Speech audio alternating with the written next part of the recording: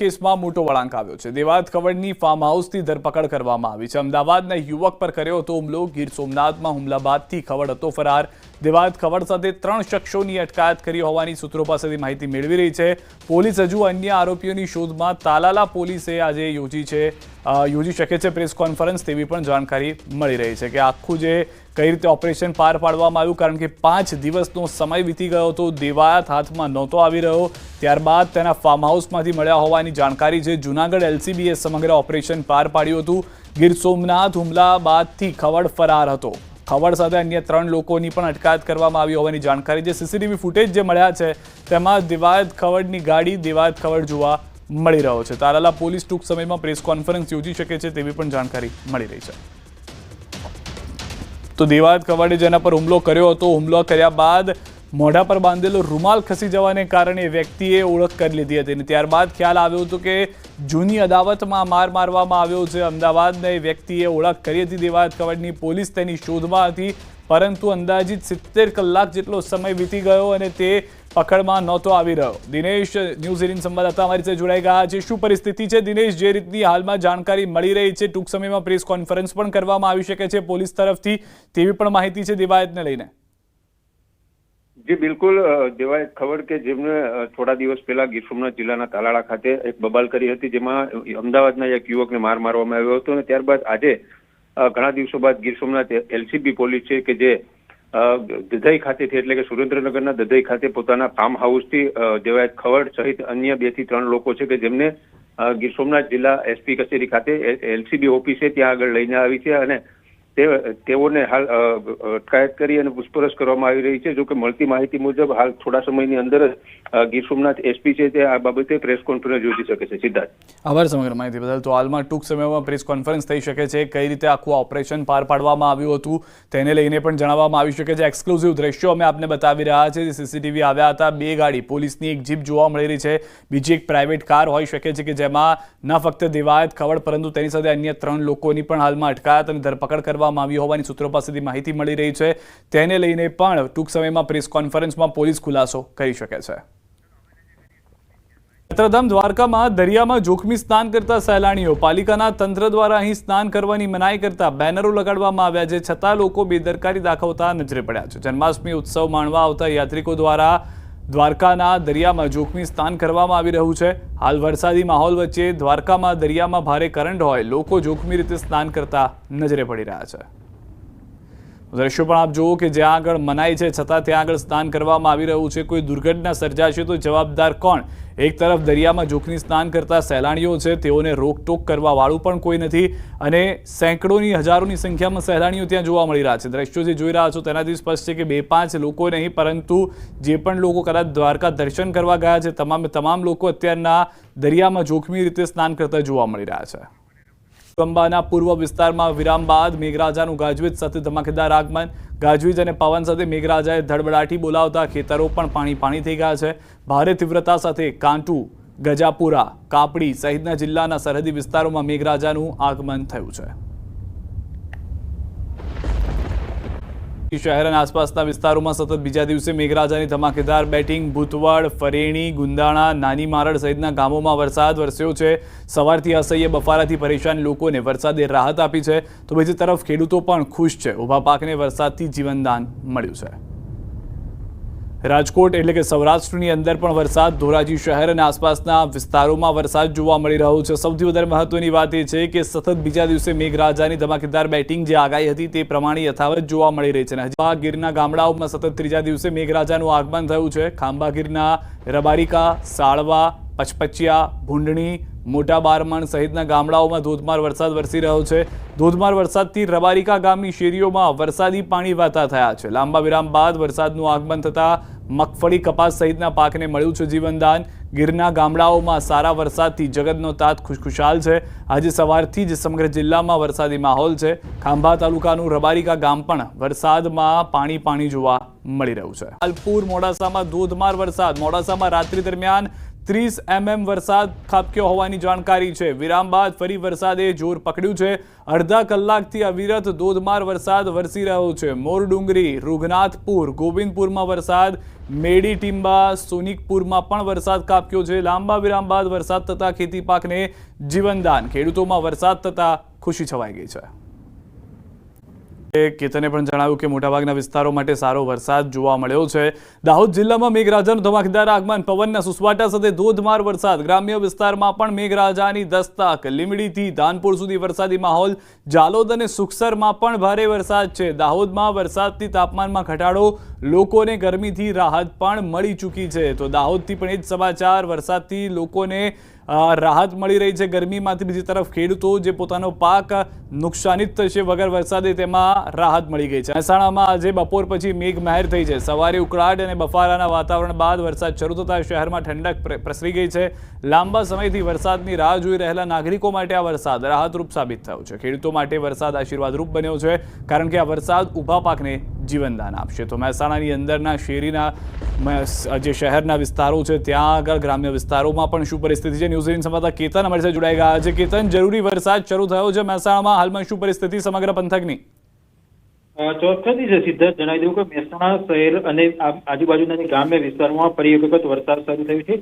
ખાસ વાત કરીએ તો બપોર સુધી જે બફારો લોકોને જોવા મળ્યો હતો, ત્યારબાદ જે વરસાદ વરસતા હાલમાં લોકોને જે ઠંડક મળી છે, ગરમીમાંથી રાહત મળી છે। મહેસાણા જિલ્લામાં ખાસ વાત કરીએ તો ઊંઝા, વડનગર, કડી, મહેસાણા સહિતના જે અનેક વિસ્તારો હોય છે તેમાં આ વરસાદ વરસ્યો છે। આ વરસાદ એક ખેડૂતો માટે આશીર્વાદ રૂપ બન્યો છે, કેમ કે ઘણા દિવસથી જે ખેડૂતો હોય છે તે વરસાદની રાહ જોઈ રહ્યા હતા। આ વરસાદ હોય છે તેના આશીર્વાદ રૂપ બન્યો છે। તેમના જે પાક હોય છે તેમને નવું જીવનદાન પણ આ વરસાદ આપશે તેવું હાલમાં ખેડૂતો માની રહ્યા છે। જી, આભાર સમગ્ર માહિતી બદલ। તો આણમાં પણ વાતાવરણમાં પલટો આવ્યો છે। સુરેન્દ્રનગર વઢવાણમાં વીજળીના કડાકા ભડાકા સાથે ધોધમાર વરસાદ થયો છે। વરસાદને કારણે શહેરના આંબેડકર ચોક પાસે અંડરપાસમાં પાણી ભરાતા એમ્બ્યુલન્સ તેમજ ફાયરની ગાડી ફસાઈ ગઈ છે। ધોધમાર વરસાદને લઈને સુરેન્દ્રનગર અને વઢવાણ બંને લોકમેળાની મજા પણ બગડી ગઈ છે।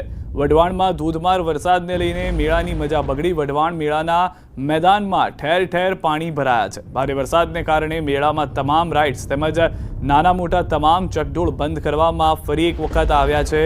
ફરી એકવાર મેળાની મોજમાં વરસાદ વિલન બનતા મેળા રસિકોમાં રોષની લાગણી પણ છે।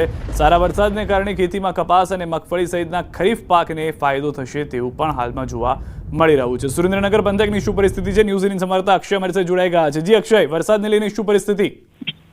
ચોક્કસથી વાત કરવામાં આવે તો આજે રવિવારે મેળાનો જે અંતિમ દિવસ છે રજાનો, તેને લઈને મોટી સંખ્યામાં લોકો છે વઢવાણના મેળામાં ઉમટી પડ્યા હતા। પરંતુ અસહ્ય ગરમી અને ઉકળાટ બાદ બપોરે અચાનક વીજળીના કડાકા ભડાકા સાથે ધોધમાર વરસાદ વરસતા તે મેળામાંથી જે લોકો છે એને ચાલતી પકડી હતી। ક્યાંક ને ક્યાંક જે મેળાની મોજ છે લોકોની આ વરસાદના કારણે બગડી હતી। મેળામાં ઠેર ઠેર પાણી ભરાવાના કારણે તકેદારીના ભાગરૂપે જે મેળામાં આવેલી તમામ રાઇડ્સ તેમજ નાના મોટા ચકડો છે બંધ કરી દેવામાં આવ્યા છે।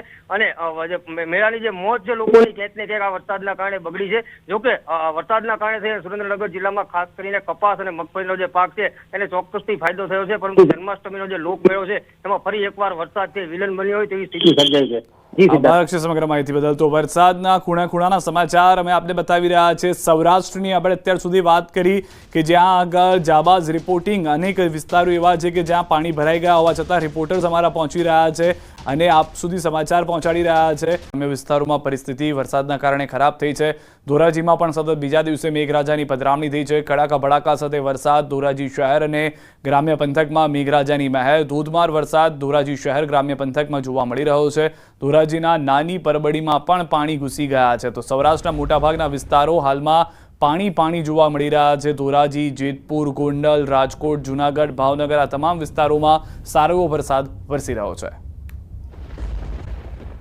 5 ગામને જોડતો કોઝવે ફરી તૂટી ગયો છે। કાગલી રોડ પર આવેલો કોઝવે તૂટી જતા હાલાકી, ધોધમાર વરસાદ પડતા કોઝવે ધોવાઈ ગયો છે। મગલાણા સહિતના 5 ગામો સાથે સંપર્ક કપાયો છે। ઉપરવાસના પાલીતાણા પંથકના ગ્રામ્ય વિસ્તારોમાં ભારે વરસાદ થતા સિહોરનો ગોમતીશ્વર ડેમ ઓવરફ્લો થઈ ગયો છે। ડેમ ઓવરફ્લો થતા ગોમતી નદીમાં ઘોડાપૂર આવતા મંગણાલા પાસેનો કોઝવે તૂટી ગયો, જેના કારણે મુખ્ય માર્ગને જોડતા 5 ગામોમાં જતા માર્ગ પરનો વાહન વ્યવહાર બંધ થયો। ત્યારે સ્થાનિક લોકો તો એવો પણ આરોપ લગાવી રહ્યા કે સમયસર નાળાનું કોઈ યોગ્ય રિપેરિંગ નહીં થતું। નાળું ફરીવાર તૂટી જતા મગલાણા, નવાગામ, પાલડી, ઉખરલા સહિતના 5 ગામોનો વાહન વ્યવહાર કપાઈ ગયો છે। તો ભાવનગરની શું પરિસ્થિતિ છે સમગ્ર વરસાદને લઈને ન્યૂઝ 18 સંવાદદાતા નીતિન અમારી સાથે જોડાઈ ગયા છે। નીતિન, હાલમાં સમગ્ર પંથકમાં કેવી રીતનો વરસાદ જોવા મળી રહ્યો છે, ક્યાં ક્યાં શું શું હાલાકી છે? જી સિદ્ધાર્થ, વાત કરીએ તો વહેલી સવારથી શહેર સહિત જિલ્લામાં વરસાદી માહોલનું વાતાવરણ છે તે બંધાણું હતું, પણ શહેરમાં કોઈ પ્રકારનો વરસાદ છે તે જોવા મળ્યો નથી। એકલ દોકલ જે વિસ્તાર છે ત્યાં સામાન્ય ઝરમર વરસાદ જોવા મળ્યો હતો। ત્યારે બીજી તરફ વાત કરીએ તો જે જિલ્લાનું જે સિહોર ગામ છે ત્યાં ધાંગળી પાછળનો રોડ નજીક આવેલું જે મગલાણા ગામ છે તે મગલાણા ગામનો કોઝવે છે ફરી વખત છે તે તૂટ્યો છે। એટલે આ કોઝવે તૂટી જતા આજુબાજુના જે ગામો છે 5 થી વધુ ગામો તેનો સંપર્ક તૂટી ગયો છે। આનું તૂટવાનું કારણ એ છે કે ગઈકાલે મોડી સાંજના સમયે જે સિહોર પંથકમાં અને ઉપરવાસમાં સારો વરસાદને કારણે જે નદીઓ અને નાળાઓ છે તેમાં ઘોડાપુર આવવાને કારણે આ મગલાણાનું જે નાળું છે તે તૂટી જતા અત્યારે હાલ છે તે મગલાણા ગામ તરફના આગળના ગામોનો જે સંપર્ક છે તે ભાવનગરથી પણ એવા જ સમાચાર। સિહોર પંથકમાં વરસાદી માહોલ છે। સિહોરના ટાણા ગામમાં મુશળધાર વરસાદ છે। લવરડા, બુઢણા, સરકડિયા સહિતમાં વરસાદ છે। બોરડી, દેવગાણા, વાવડી સહિતના વિસ્તારમાં પણ પડ્યો છે વરસાદ। ગુંદાળા, થાળા, બેકરી, ભાખલ, અગિયાળીમાં પણ પડ્યો છે ભારે વરસાદ।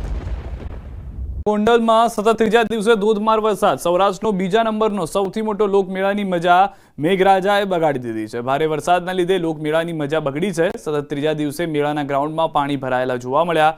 આજે 9ના દિવસે પણ બપોર બાદ ગોંડલનો સંગ્રામસિંહ ગ્રાઉન્ડ પાણી છે। ચાલુ વરસાદે પણ લોકોએ મેળાની મજા માણી પણ હતી। કેટલાક લોકો હતા કે જેઓ ચાલુ વરસાદમાં પણ ગયા છે। બાળકો પરિવારજનો સાથે જોવા મળ્યા। વધુ માહિતી ન્યૂઝ 18 સંવાદદાતા મુનાફ પાસેથી મેળવીશું। મુનાફ, શું પરિસ્થિતિ છે સમગ્ર પંથકની હાલમાં વરસાદને લઈને?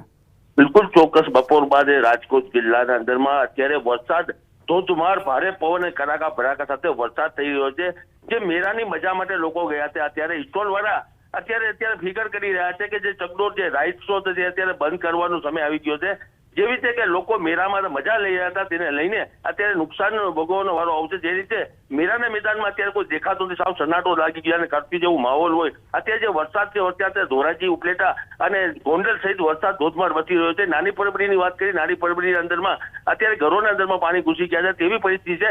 ખેતરોના અંદરમાં અત્યારે પાણી ભરાઈ ચૂક્યા છે। જે વધારે વરસાદથી ખેડૂતો અત્યારે ચિંતાતુર બની ચૂક્યા છે। આભાર સમગ્ર માહિતી બદલ। તો હાલમાં સૌરાષ્ટ્રના મોટા ભાગના વિસ્તારોમાં વરસાદ જોવા મળી રહ્યો છે। ભારે વરસાદ છે, પવન જોવા મળી રહ્યો છે। જિલ્લામાં મેઘ સવારી યથાવત છે। માળિયા હાટીનામાં ધોધમાર વરસાદ। ગળોદર, જૂથળ, ઈટડી સહિતના ગ્રામ્ય વિસ્તારોમાં વરસાદ યથાવત છે। ધોધમાર વરસાદથી નદી નાળાઓમાં નવા નીર આવી ગયા છે। જૂનાગઢની અંદર, ખાસ કરીને સૌરાષ્ટ્રની અંદર આગાહી હતી તે પ્રમાણેનો વરસાદ જે છે તે જોવા મળી રહ્યો છે।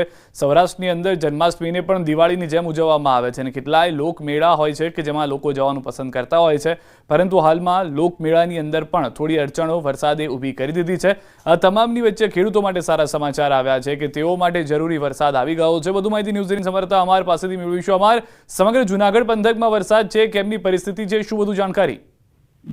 ચોક્કસ સિદ્ધાર્થ, કે જે રીતે ગઈકાલે વરસાદી માહોલ જુનાગઢ જિલ્લામાં શરૂ થયો છે, ફરી જે વિરામ લીધો હતો અને બાદમાં બપોર બાદ ફરી જુનાગઢ જિલ્લામાં સાર્વત્રિક મેઘમહેર છે। ખાસ કરીને માળિયા હાટીનાનું જે પંથક છે કે ત્યાં જે 2 થી 3 ઇંચ જેટલો વરસાદ છે તે હાલ નોંધાઈ રહ્યો છે અને હજુ પણ વરસાદી માહોલ યથાવત છે। બીજી તરફ માળિયાના જે ગળોદર છે, જૂથળ સહિતના જે ગ્રામ્ય પંથક છે ત્યાં ધોધમાર વરસાદ છે।